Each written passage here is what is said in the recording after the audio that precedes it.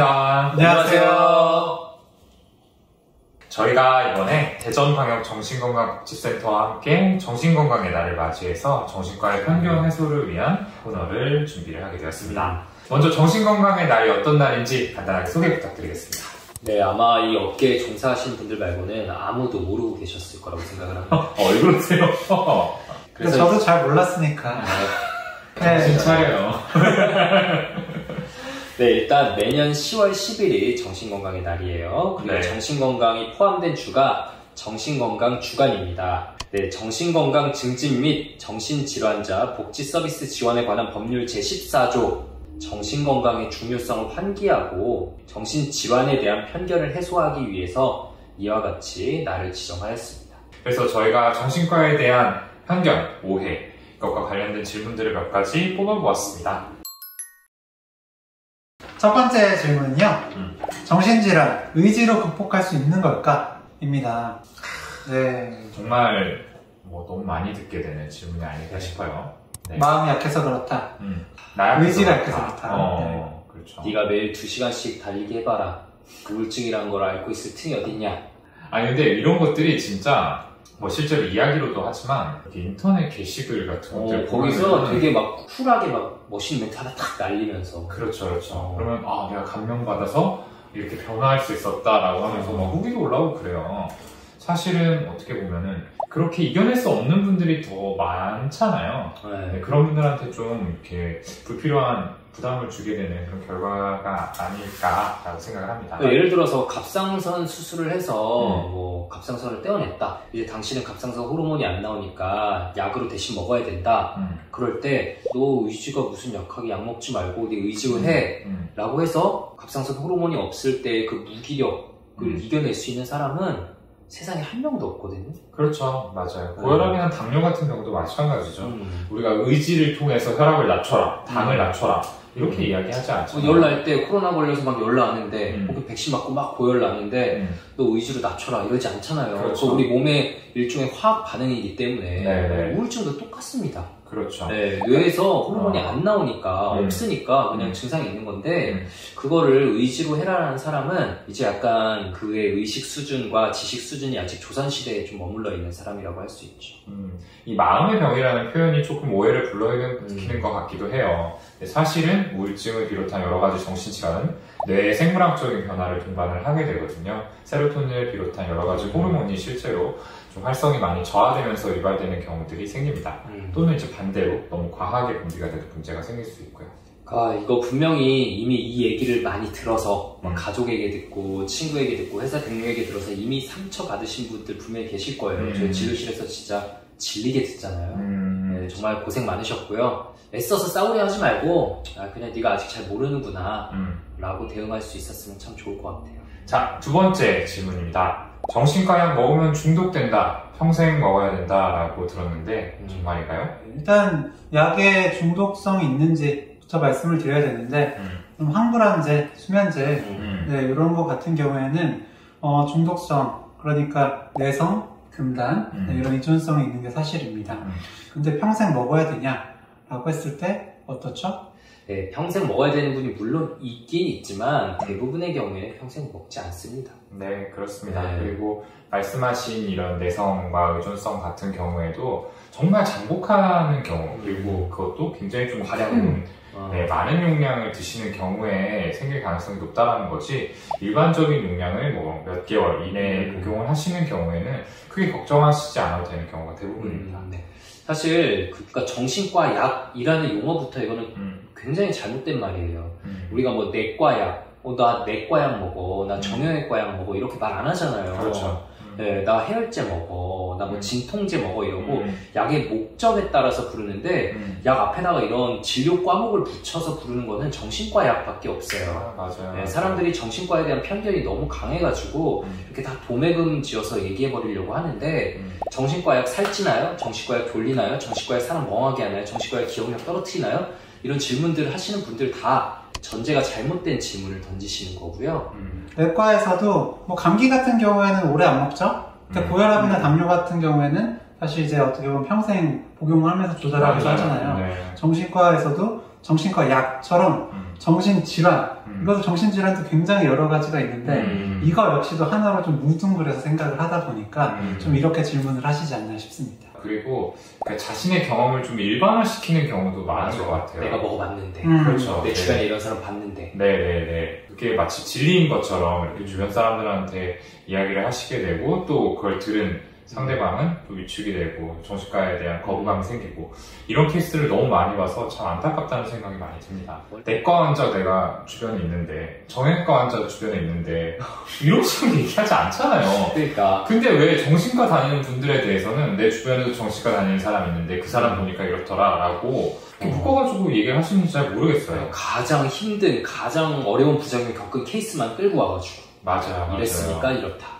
네. 그리고 진단명 하나에 대해서도 굉장히 다양한 이유를 갖게 되고 또 이렇게 여러 가지 약들을 사용하게 되는 경우들이 있기 때문에 절대로 뭐 우울증이다 라고 해가지고 정해진 약 몇 가지만 뭐 쓰게 되고 이런 식의 치료를 하지 않거든요. 그러니까 이렇게 좀 쉽게 판단을 내리고 이야기하는 거는 좀 멈춰주셨으면 좋겠습니다. 네, 이거 역시 이제 주변 분들이 만약 나에게 너 정신과에 중독돼 끊어 라고 하거나 뭐 같이 걱정하는 모습을 보이거나 아니면 내 주변에 실제로 가족이나 친구 누가 약 먹는 게 걱정될 때 한번 그 주치의 같이 설명을 듣거나 조금 자료를 찾아보시면 내 걱정이 지나쳤다는 걸 금방 확인하실 수 있을 테니까요. 혹시 헷갈리시면 저희 외부자들 채널에 오셔서 검색하셔도 관련된 내용이 금방 나올 겁니다. 자, 세 번째 질문입니다. 세 번째 질문. 정신과에서는 상담 안 하고 약만 처방한다는데 정말인가요? 그럴 수가 없습니다. 그 정신과에서 치료를 할 때 상담, 정신치료하고 약물치료를 이제 같이 하는 거는 너무나 일반적이고 당연한 거예요. 네, 물론 뭐를 위주로 하냐 이거는 병원마다 선생님마다 조금 다르기는 합니다. 네, 상담 위주로 해서 정말로 약은 처방 안 하시고 상담만 하시는 선생님도 계시고요. 맞아요. 네, 상담은 조금 덜하고 약 처방 위주로 하시는 선생님도 계시고 뭐 저희 같은 경우에는 상담 어느 정도 하고 약물 치료하고 약간 좀 균형을 맞춰서 하려고 하는데 정말 다 달라요. 네, 그러니까 뭐 어디 갔는데 상담은 안 하고 약만 주더라. 또 이런 경험들을 이제 공유하시면서 정신과 거기 가지 말아라. 맞아요. 하시는데 섣부른 일반화죠. 네, 맞습니다. 그렇지 않은 데도 많아요. 네, 정말로 약만 정말 거의 약만 주는 곳들도 있다고 해요. 네, 근데 저도 옛날에 그런 행태를 굉장히 별로 안 좋은 시선으로 봤었거든요. 이거 좀 잘못된 진료 아닌가라는 생각이 들었는데 제가 병원을 운영하면서 깨달은 게 뭐냐면 그런 진료를 바라시는 분들이 많이 계세요. 맞아요. 네, 깊이 얘기 나누지 말고 맞아요. 나 이거 힘드니까 그냥 빨리 약만 달라 라고 하시는 분들이 정말 세상에 많습니다. 그러니까 저는 식당에 자주 비유하곤 하는데 키오스크를 탁탁 누르고 햄버거 빨리 받아 먹는 곳도 있고 아니면 막 셰프가 와서 막 이 코스 요리 하나하나 설명해주면서 대접받는 느낌을 받는 그런 고급 식당도 있고 다 다양하잖아요. 식당이 절대 일반화할 수 없고 어디가 좋다 어디가 나쁘다 이렇게 말할 수가 없잖아요. 저는 정신과 진료도 똑같다고 생각을 합니다. 그리고 질환에 따라서 사실 상담 자체가 크게 의미가 없거나 오히려 도움이 안 되는 경우들도 있어요. 그래서 그런 경우에는 이제 약물 치료에 조금 더 포커스를 맞춰서 진행을 하게 되는데 이제 이런 것들을 이제 일반화해서 생각을 하시다 보면 정신과가 상담 없이 약물 치료만 하는 곳이다라는 식으로 생각을 많이 하게 되시는 것 같습니다. 그래서 좀 말씀을 드리고 싶은 거는 우선 진료를 받기 전에 병원에 먼저 전화를 해서 상담이 어떤 식으로 이루어지는지 특히 시간은 어느 정도 확보가 되는지 이런 것들을 물어보시는 것을 추천을 드려요. 의사마다 병원마다 다 각각의 스타일과 세팅이 다르기 때문에 자기랑 맞는 곳을 찾아서 가시는 게 무엇보다 중요할 거라고 생각합니다. 네, 나는 뭐 대학병원에 다니고 있는데 진료 시간이 너무 짧다. 나도 좀 긴 전문적인 상담을 하고 싶다. 이러면 그 선생님께 얘기해 보시면은 적합한 방법을 또 권해 주실 수 있어요. 맞아요. 네, 대학병원 내에 전공의들과 긴 상담을 할 수도 있고요. 아니면 상담심리사 선생님, 임상심리사 선생님과 연계되어서 또 거의 1시간에 가까운 상담 치료를 하게 될 수도 있고요. 다양한 옵션이 있으니까요. 꼭 편하게 여쭤보시면 좋을 것 같습니다. 마지막 질문입니다. 정신과에 방문하면 기록이 남아서 취업에 제한이 생긴다는데 사실인가요? 일단 기록이 남는지부터 말씀을 드려야 될 것 같은데요. 요거는 기록이 남습니다. 기록이 안 남길 수는 없고 의무 기록이라는 형태로 남게 되고요. 물론 이제 몇 년 동안 이제 그 보관을 했다가 이후에 폐기를 하게 되지만, 그렇죠. 근데 이게 이 기록이라는 게 내가 아니면 누구도 볼 수 없다.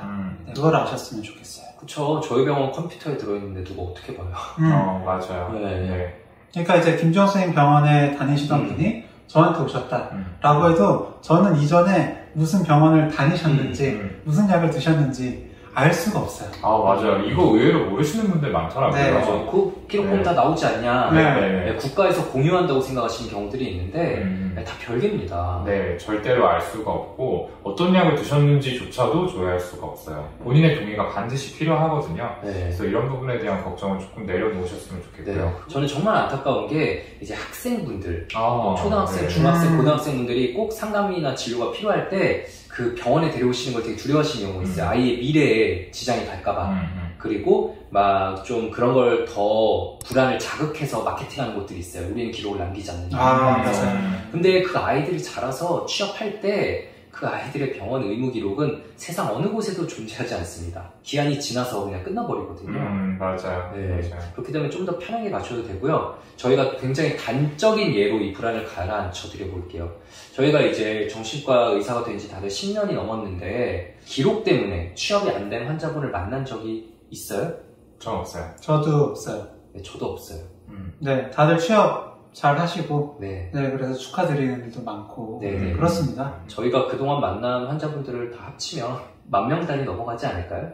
갑자기 자신 없었습니다. 어쨌든 그리고 그 기업들이, 어떤 다 사기업들만 있는 것도 아니고, 공기업, 혹은 어떤 많이들 이제 생각하시는 소방공무원이나 경찰공무원, 이런 데 취직하시는 분들도 계시고요. 네, 맞습니다. 네, 아예 제한이 없다라고 하면 사실은 그건 거짓말이고요. 필수적으로 본인의 동의를 받아서 이 정신과 질병 이력을 조회하는 몇몇 가지 직군들이 있죠.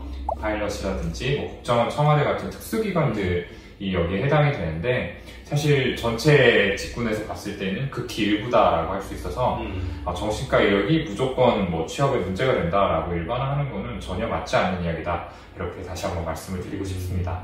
네, 오늘 저희의 이 짧은 영상을 통해서 그동안 정신과에 대해 궁금하셨던 점들이 좀 풀리셨는지 모르겠어요. 네, 더 다양한 다른 궁금한 부분이 있을 때는 저희 뇌부자들 채널 유튜브나 팟캐스트를 찾아보시면은 궁금증을 좀 더 해소하실 수 있을 것 같고요. 평소 나는 정신과 진료를 받아야 할 것 같았는데 이런 불안 때문에 못 가고 있었다 라는 분들의 이런 문턱이 조금 낮아지면 좋겠습니다. 네, 아무쪼록 이제 저희 영상을 통해서 혹시라도 편견을 가지시거나 오해하고 있었던 부분이 있었다면 풀리셨으면 좋겠고요. 또 진료 고민하시는 분들 주저하지 마시고 정신과 찾아주시면 저희를 비롯한 정신과 의사들이 최선을 다해서 도움드릴 수 있도록 하겠습니다. 그리고 혹시 더 궁금하신 것들이 있다면 저희 정신건강복지센터에서 또 많은 역할을 해주시고 계시거든요. 진료 연계나 이런 것들을 비롯해가지고 도움 많이 드릴 수 있으니까 많이 찾아주셨으면 좋겠습니다. 감사합니다. 감사합니다.